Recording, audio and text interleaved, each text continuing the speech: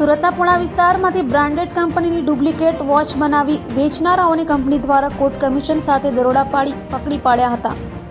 સુરતના પુણા વિસ્તારમાં વોચનું ડુપ્લિકેશન થતું હોવાનું કૌભાંડ સામે આવ્યું છે. બ્રાન્ડેડ કંપનીની વોચનું ડુપ્લિકેશન કરી ગ્રાહકો સાથે ઠગાઈ આચરાતી હતી.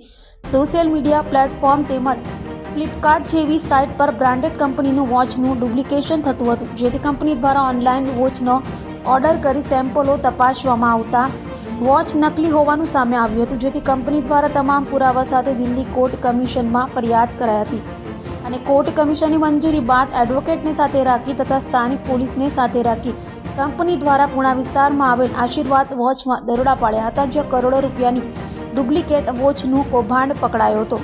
તો હજુ પણ આંકડો વધી શકે તેવી શક્યતાઓ વ્યક્ત કરાઈ છે. આ કોર્ટ કમિશન છે.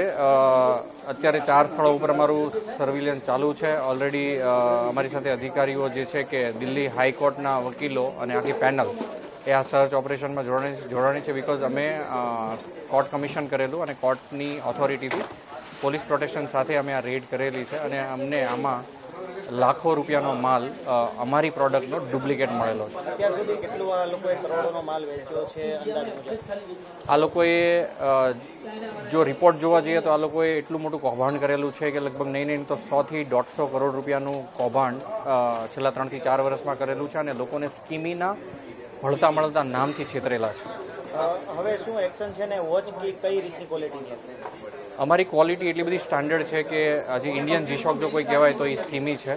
અને ખાસ કરીને એક વાત કરું તો આ લોકોની જે ક્વોલિટી છે 40 થી 50 રૂપિયામાં બને છે અને 400 થી 500 લઈને 1000 રૂપિયા સુધીમાં લોકોને વેચે છે કે જેમની કોઈ વર્થ જ નથી.